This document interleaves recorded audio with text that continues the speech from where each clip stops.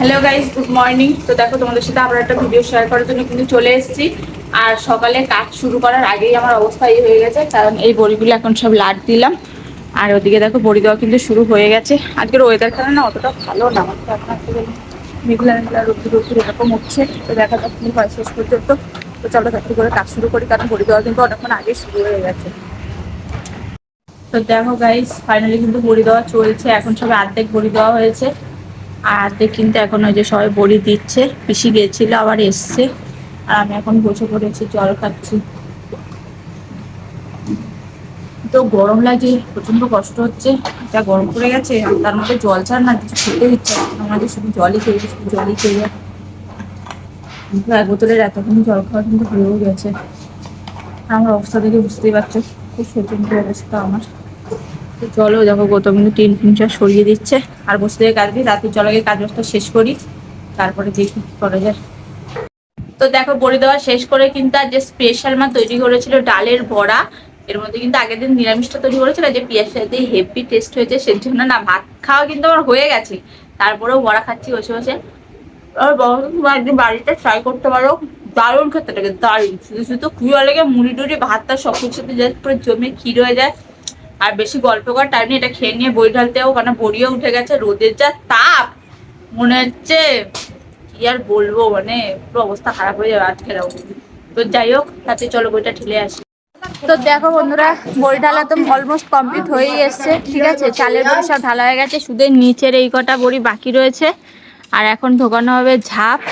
আসলে চালের ওপর দাঁড়িয়ে গাইস বড়ি ঢালছি এইসব আর বলার, সত্যি কথা বলতে এনার্জি থাকে না।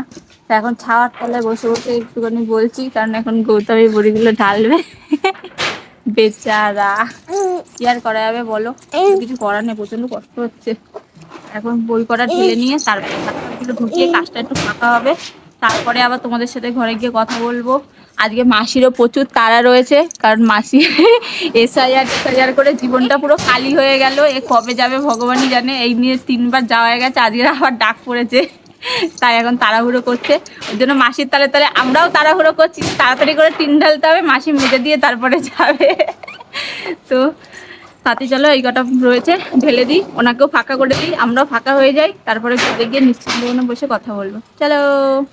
তো দেখো, বড়ি ফড়ি ঢেলে এসে তো সবাই সবার মতো রেস্ট তো নিচ্ছেই, কিন্তু আমার তো আর রেস্ট নেওয়ার জো নেই, কারণ সংসারের কাছে লেগেই থাকে। আর এই একটা জিনিস সকাল থেকে চালাইছে, মানে কি বলবো, এই গরমের মধ্যে মাথা ব্যথা এমনি খারাপ হয়ে যাচ্ছে। আর এই গান, মানে সত্যি আমাদের পাড়াতে কি যে শুরু হচ্ছে, 2 দিন পর পর কেউ না কেউ মানে মরছে।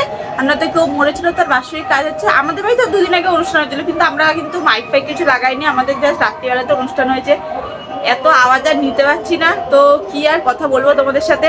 তো আপাতত এখন স্নান করতে যাচ্ছি, স্নান করে পুজো পুজো দিয়ে আসি, তারপরে যদি আওয়াজ কমে তাহলে তোমাদের সাথে আবার কথা হবে, দেখা হবে, সবকিছুই হবে। ঠিক আছে, কিন্তু একটা কথা, আওয়াজ হচ্ছে বিরক্তি লাগছে, মানে এটা না যে নেমন্তন্ন পেলে যাবো না। আমাদের কিন্তু আজ রাত্রে নেমন্তন্ন আছে, আর আমরা সেখানে যে যাবো, ঠিক আছে। সারাদিন এই সহ্য করবো, তারপরে খাবো না, এটা হতে পারে? তো কিছু আর কি বলবো। তো চলো তাতে করে আগে স্নানটা করে আসি, আর আওয়াজটা একটু কমুক, তারপর আমি তোমাদের সাথে ভিডিও শেয়ার করবো। টাটা। তো দেখো, স্নান করে তো চলেই এসেছি। আর যেহেতু আজকে রাত্রেবেলা বললাম যে আজকে নেমন্তন্ন রয়েছে, সেজন্য মা কিন্তু যে দুপুরে একদম সিম্পল খাওয়া দাওয়া রান্না করেছে।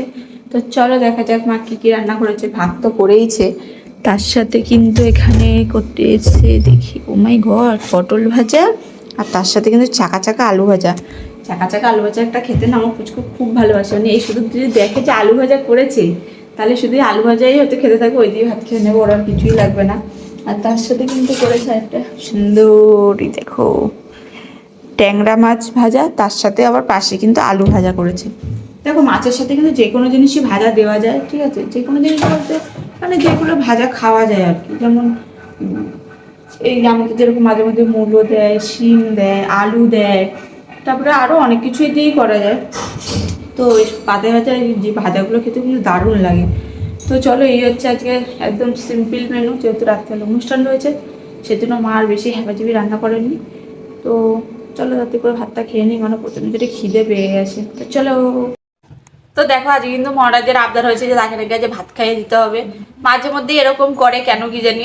তো যাই হোক, সবাই বলে নাকি এক থালায় ভাত খেলে নাকি ভালোবাসা বাড়ে। তো আজকে দেখি ভাত খাইয়ে দিয়ে কেমন ভালোবাসা বেড়ে আবার উতলে উতলে না পড়ে যায়। তো যাই হোক, সবাই বলে একটু স্বামীকে বেঁধে বেঁধে চোখে চোখে সব কিছুতে রাখতে, তো দেখা যাক কতদিন আটকে রাখতে পারি। তো এই দেখো বসে রয়েছে, নাও ধরো খাও। কেমন হয়েছে? ভালো না? কি অসভ্য, খাবে আবার বদনামও করবি। এইসব পাবলিককে না আমার জাস্ট আর সহ্য হয় না।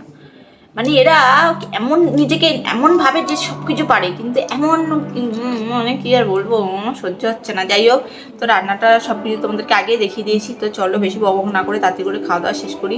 আবার পুচকু উঠে গেলে তাকেও খাইয়ে দিতে হবে, বাপকে খাইয়ে দিতে হবে, মেয়েকে খাইয়ে দিতে হবে। খাওয়াতে খাওয়াতে আমার দিন চলে যাচ্ছে। আর একটা কীর্তন শুরু হয়ে গেছে, তাই আমার কীর্তনটা আর বেশি বাড়াচ্ছি না। টাটা।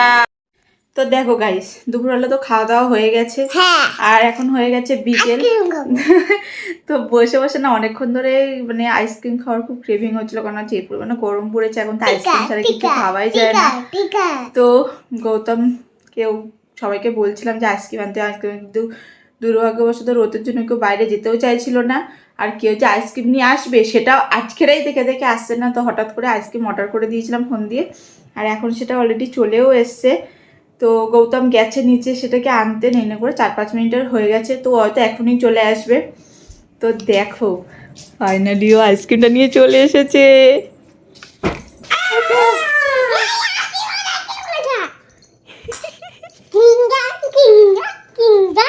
কোম্পানি এত ভিখারি হয়ে গেছে কেন? আগে একটা বিল টাইপের আসতো, এখন খালি একটা টেপ মার্কে দিয়ে ছাড়িয়ে দিয়েছে। তো দেখো এই আইসক্রিমটা কিন্তু দেখো, আর এর অবস্থা দেখো। আর এ দেখো এখন আইসক্রিম খুলতে ব্যস্ত। তো দেখো খেতে যখন ইচ্ছা করেছে তো খেতে তো হবেই। বাবা পুরো জল হয়ে গেছে ব্যাপার। আর এখন গরমকাল তো মানে আনতে আনতেই যা রোদের তাপ, খুব ইচ্ছে দেখো। কি পুরো বরফ জমে গেছে দেখি নাকি।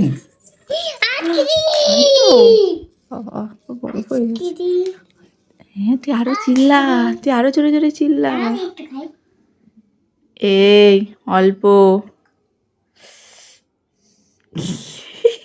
কেমন পাখি? প্রচন্ড পরিমাণে ঠান্ডা, এখন ঠান্ডা। টেস্টি আছে কিন্তু প্রচন্ড ঠান্ডা। এই টেস্টি। তো দেখো আইসক্রিমটা নিয়ে চলে এসছে, তো এখন লোভ কন্ট্রোল করা যাবে না। তো চলো আগে তার থেকে আইসক্রিমটা খেয়ে নিই। আর আমার বাকি তো খুবই হ্যাপি। বরফ জমে রয়েছে আইসক্রিমের উপরে, না এই দেখো বোঝা যাচ্ছে। এই বোঝা যাচ্ছে আইসক্রিমের উপরে এরকম বরফ জমা। তাই তো পুরো সাদা হয়ে গেছে। চলো তাড়াতাড়ি করে খেয়ে নেওয়া যাক। তো দেখো তোমাদেরকে তো আগেও বলেছি যে বড়ির কাজ কোনোদিনও শেষ হয় না, আমার কাজও কোনোদিনই শেষ হবে না। প্রায় দেখো সন্ধে হয়ে গেছে, এখন দেখো এই যে বড়ি টড়ি সব তুললাম। এখনো ওই পাশের একটা বড়ি রয়েছে, ওইটা এখন এখানে ঢালবো, কারণ বড়ি প্যাকেট করতে হবে। আর বড়ি প্যাকেট করার লোক আজকে আসেনি, বড়িগুলো মানে আমাদেরকে প্যাকেট করতে হবে। কি হবে ভগবানই জানে, কেন কালকে যাবে কোথাও মার্কেটে, আর আজকে বড়ি ভরার লোক আসেনি। কি দারুণ মজার ব্যাপার। এই দেখো এখানে এত বড়ি রয়েছে, ঘরে রয়েছে, এইগুলো শুকিয়েছে। কি কোথা থেকে কী হবে জানি না। আর সত্যি কথা বলতে না শরীর আর দিচ্ছে না। আর তারপরের কথা হচ্ছে এই যে একটা গান চলছে সকাল থেকে, মাথা ব্যথা পুরো ধরে গেল। আর তোমরা তো অনেকে হয়তো যে একটা হরিনাম চলছে, আমি কেন বারবার গানটাকে নিয়েই কথা বলছি। দেখো আমার কিন্তু সেরকম কোনো মোটিভ নেই, শুধু একটাই সমস্যা, সেটা হচ্ছে যখন এই গান যখন চলে লিরিক্সটা আসে তখন না ইউটিউব দিয়ে মাঝে মাঝে কপিরাইট দিয়ে দেয়, সেজন্যই। তাছাড়া আর কোনো আমার কোনো বাড়তি কিন্তু কোনো খারাপ উদ্দেশ্য নেই যে গানটা নিয়ে এতবার কেন বলছে। সকাল থেকে যখন এই গানটা সহ্য করছি, আজকে তো ওই বাড়িতে আমরা খেতে যাবোই, নেমন্তন্ন রয়েছে, তো তোমাদের সাথে সব কিছু শেয়ার করবো, দেখাবো যে কোথায় কি হচ্ছে না হচ্ছে। আর খেতে যখন যাবো খাওয়াটা তো উসুল করতেই হবে, কারণ সারাদিনের এই এমনি নিজের খাটনি, তারপরে আবার এই গান শোনার মাথা ব্যথা সব কিছু নিয়ে আগে কাজটা কমপ্লিট করি, বড়ি টড়িগুলো তুলি। আবার যদি প্যাকেট করতে হয় তাহলে তো সোনাই সোহাগা, পুরো একদম সোলানা পূর্ণ হয়ে যাবে। কি করব কখন যাই না। তো চল আগে বইটা তুলে শেষ করি।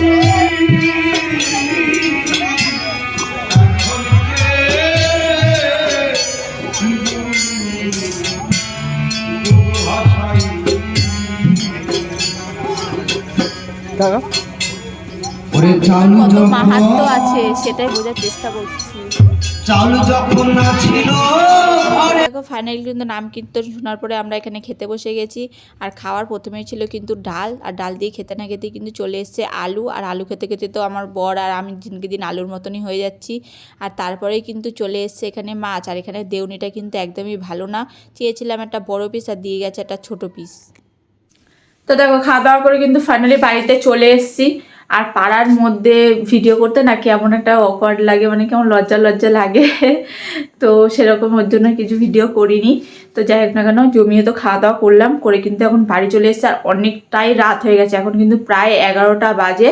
ঠিক আছে, তো দেখো পুচকু কিন্তু ঘুমিয়ে পড়েছে। আর পুচকুর বাবাও তার সাথে ঘুমের অবস্থায় চলে এসেছে, কিন্তু ওকে আমি ঘুমাতে দিইনি, কারণ আমারও প্রচুর ঘুমিয়ে মশে ফসে না টাঙিয়ে তো ঘুমাতে দিতে পারি না, তাই না বলো। তো যাই না, সারাদিন খাটাখাটনির পর এখন বিছানাতে পড়লেই তো পুরো মরা হয়ে যাব।